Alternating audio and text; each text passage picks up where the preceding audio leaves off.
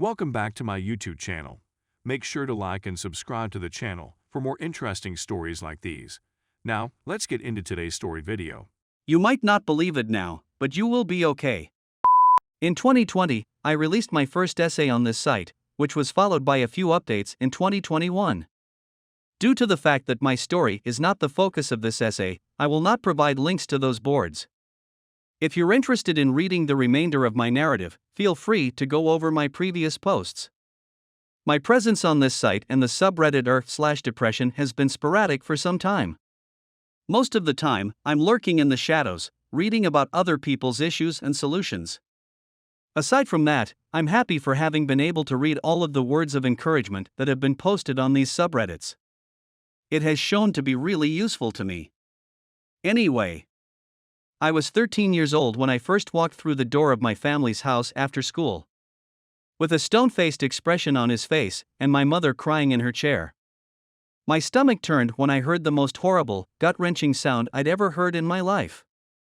Her brother had just committed suicide as a result of his wife's extramarital affair. That day will be etched in my memory for the rest of my life. Grief had sliced me like a dagger from my mother's side. I had no intention of causing such distress to my family. As a result, even when my depression grew severe, I never contemplated ending my life. Nevertheless, the call of emptiness has been more frequent since my wife's infidelity was discovered. I could just shift my will slightly towards oncoming traffic and all of this suffering would go away. I could drive down this slope into the lake. It would be years before anybody spotted me. Alternatively, when a police stepped in front of me in line at the store and said, "Take his weapon," I responded. These recurring thoughts terrified the living daylights out of me. I understand that they are natural, yet I used to consume them on a regular basis. As a result, I started doing things to keep my mind busy. I picked up my camera and started shooting again. I went out fishing once again. My gaming session was resumed. Every Sunday, I made it a point to sit down with my father and watch football. I made a conscious decision to emerge from my pain cocoon and make a concerted attempt to meet friends at least once every week. I stopped letting the events of the past to dictate my current and future actions. My wife was having an extramarital affair. We are no longer legally married in the eyes of the law.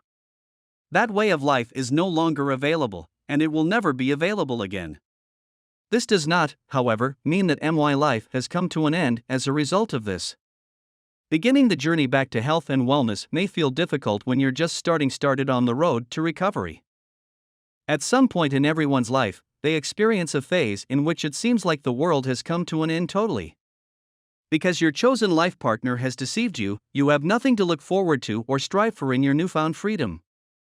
The phrase "time cures all wounds" will be repeated to you by friends and family members.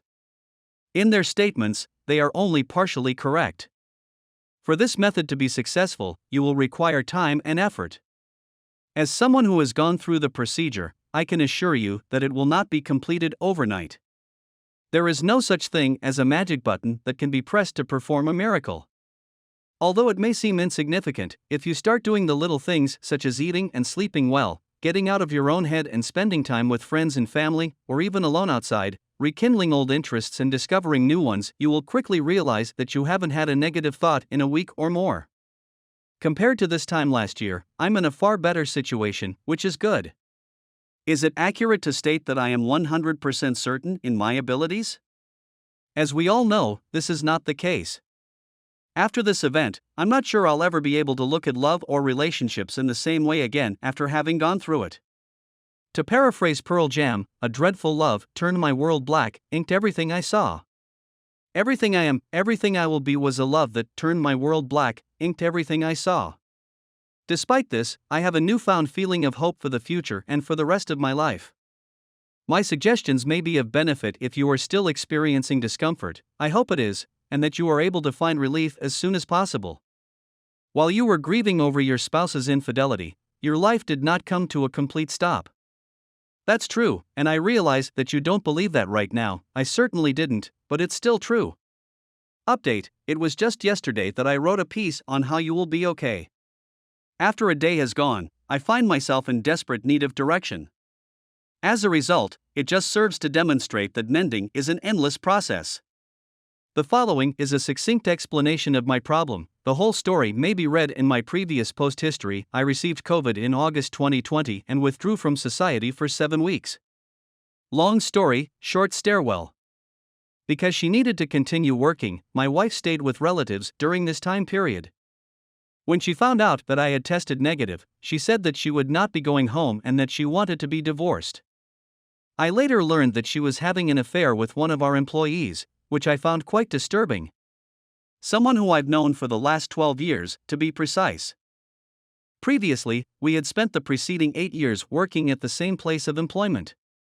My ex's AP left the company where we both worked in early 2021 in order to preserve his marriage, and he finally ended his relationship with my ex as well. I've seen him at his new place of employment a couple of times since all of this occurred. I've given him a few sideways looks, but I've never said anything to him about any of it. Neither during nor after the procedure. My ex-AP wife's behavior would have made me more unhappy with her than with him if she had been a stranger. However, I've known him for the previous 12 years and consider him a friend. I've always considered him to be a good friend. We spoke about our families on a daily basis, and he was well aware of my feelings for my wife, despite the fact that he continued to her. No, I had no desire to confront him about any of this, especially given the fact that my life is developing and that chapter, in my perspective, has finally come to an end. However, today, a mutual friend phoned me and inquired as to whether or not I would be available to meet with my wife's AP.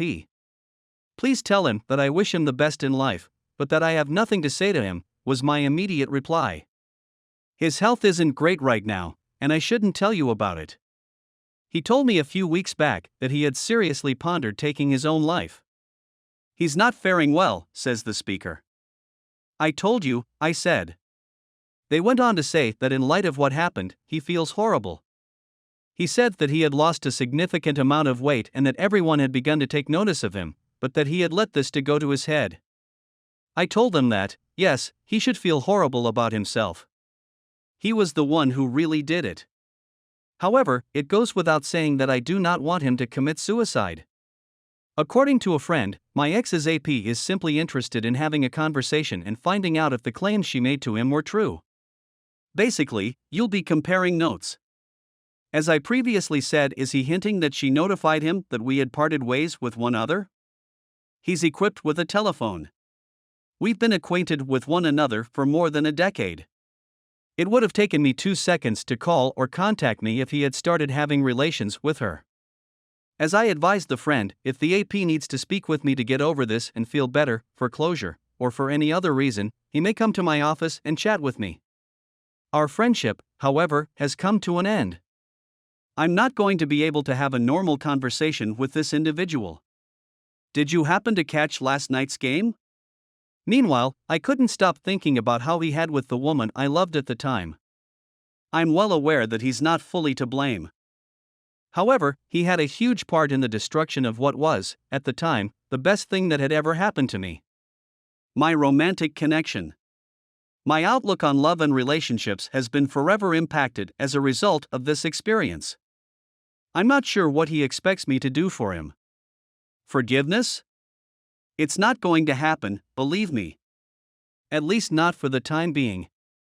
In the face of my wrath towards him, I have no idea how I'm going to reconcile that with my desire to help him. When someone is sad to the point of contemplating suicide, I need to find the words to encourage them to get treatment. I'm just not sure I'll be able to pull it off.